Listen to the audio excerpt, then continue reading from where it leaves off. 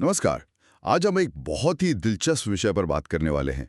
मानव प्रेरणा मतलब क्या चीज हमें चलाती है। हाँ, और इस पर बात करने के लिए अब्राहम मैस्लो का जो आवश्यकता पदानुक्रम है, यानी हायरार्की ऑफ नीड्स, उससे बेहतर क्या हो सकता है। 1943 का ये मॉडल है। बिल्कुल, वो पिरामिड वाला मॉडल है ना, हम्म 5 लेवल्स का। हम्म सबने देखा ही होगा कहीं ना कहीं। हाँ, वही, जिसका मूल विचार ये है कि हमारी जरूरतें एक के बाद एक पूरी होती हैं। मतलब पहले बेसिक जरूरतें, फिर आगे बढ़ते बढ़ते हम सेल्फ ग्रोथ तक पहुंचते हैं। चलिए तो फिर इसको थोड़ा खोलते हैं। ये सिर्फ जीने की जरूरतें नहीं हैं, है ना। नहीं, बिल्कुल नहीं। ये सिद्धांत हमें समझाता है कि जैसे जैसे हमारी एक लेवल की जरूरत पूरी होती है, हमारा मोटिवेशन, हमारी प्रेरणा कैसे बदलती है, कैसे हम अपनी पूरी क्षमता की तरफ बढ़ते हैं। तो सबसे नीचे क्या है? पिरामिड का बेस, वो जो मतलब सबसे पहले चाहिए। सबसे बुनियादी हैं हमारी शारीरिक जरूरतें, फिजियोलॉजिकल नीड्स, हाँ, जैसे हवा, पानी, खाना, नींद, रहने की जगह। बिल्कुल बेसिक सर्वाइवल की चीजें। बिल्कुल। ठीक है, और जब ये पूरी हो जाती हैं फिर? तो फिर ध्यान जाता है सुरक्षा जरूरतों, सेफ्टी नीड्स पर। हाँ। इसमें आती है शारीरिक सुरक्षा, मतलब कोई खतरा न हो, नौकरी की सुरक्षा, हेल्थ, पैसे की स्थिरता, एक सेफ माहौल।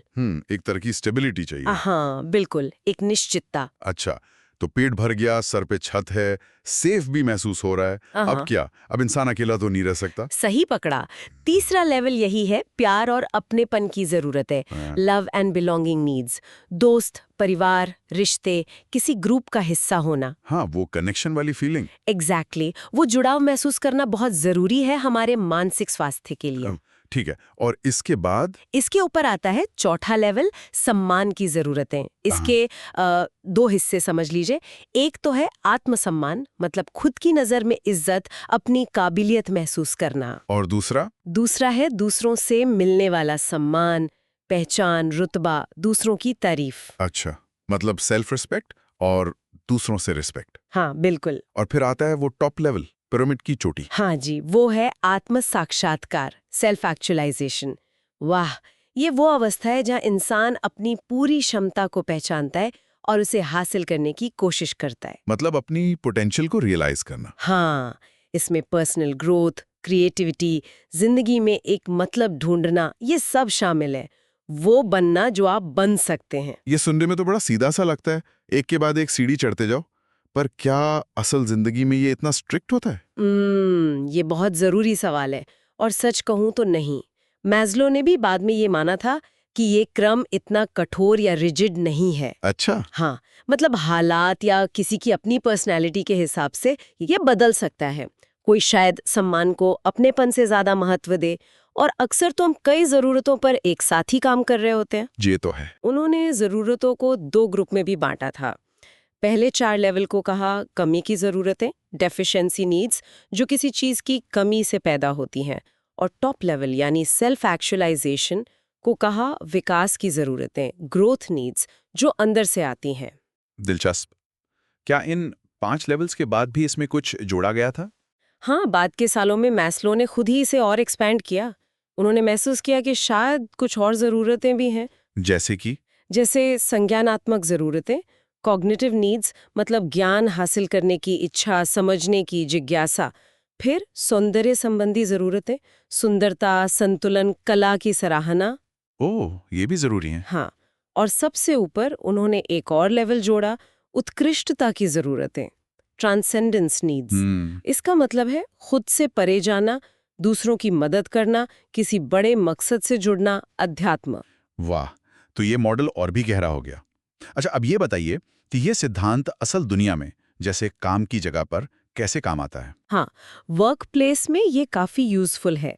मैनेजर्स इसे समझकर कर्मचारियों को बेहतर मोटिवेट कर सकते हैं। कैसे? देखिए, पहले तो बेसिक चीजें, ठीक ठाक सैलरी, शारीरिक जरूरत और जॉब सिक्योरिटी, सुरक्षा जरूरत तो देनी ही होगी। वो तो है। फिर टीम बिल्डिंग एक्टिविटीज, अच्छे वर्किंग रिलेशनशिप से अपनेपन की जरूरत पूरी होती है। हम्म। और जब आप किसी को पहचान देते हैं, उसके काम की तारीफ करते हैं या उसे कोई चैलेंजिंग प्रोजेक्ट देते हैं जिसमें वो अपनी स्किल्स दिखा सके, तो सम्मान, स्टीम और यहाँ तक कि सेल्फ एक्चुअलाइजेशन की जरूरतें भी पूरी हो सकती हैं। सही बात है। आजकल जो हाइब्रिड वर्क मॉडल चल रहा है, क्या वो इसमें फिट बैठता है? हाँ, कई लोग मानते हैं कि हाइब्रिड मॉडल इन सभी लेवल्स को एड्रेस करने में ज्यादा फ्लेक्सिबिलिटी देता है। अच्छा।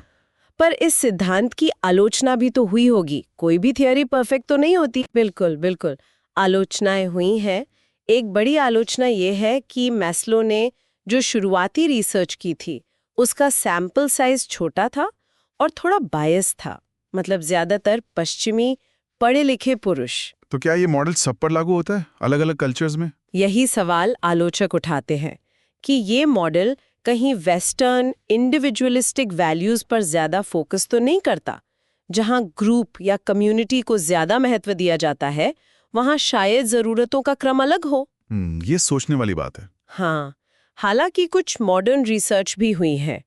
जैसे टे और डीना ने 2011 में 123 देशों में एक स्टडी की। अच्छा, उसमें क्या निकला? उन्होंने पाया कि ये जरूरतें हैं तो यूनिवर्सल, मतलब हर जगह पाई जाती हैं, लेकिन उनका क्रम उतना फिक्स नहीं है जैसा मैस्लो ने शुरू में कहा था। तो मतलब कोई नीचे की जरूरत पूरी ना भी हो तब भी ऊपर की जरूरत से खुशी मिल सकती है? हाँ, ऐसा हो सकता है। इसे विटामिन की तरह समझ लीजिए। हमें स्वस्थ रहने के लिए सभी की जरूरत होती है, शायद अलग अलग मात्रा में। तो कुल मिलाकर मैस्लो का पदानुक्रम भले ही एकदम परफेक्ट ना हो, फिर भी हमें मानव प्रेरणा को समझने का एक बहुत अच्छा फ्रेमवर्क देता है। ये सिर्फ बेसिक नीड्स की बात नहीं, बल्कि ग्रोथ और पोटेंशियल की बात भी है। बिल्कुल, इसकी सीमाएं हैं, लेकिन आज भी ये साइकोलॉजी, मैनेजमेंट, एजुकेशन, कई फील्ड्स में इंसानी बर्ताव को समझने के लिए एक अहम स्टार्टिंग पॉइंट है। और सुनने वालों के लिए एक छोटा सा सवाल छोड़ जाते हैं। अगर आप ये समझ पाएं कि इस वक्त आपकी या आपके आसपास के लोगों की कौन सी जरूरतें सबसे ज्यादा एक्टिव हैं, तो क्या इससे आपके रिश्तों या लक्ष्यों को देखने का नजरिया बदल सकता है? सोचिएगा जरूर।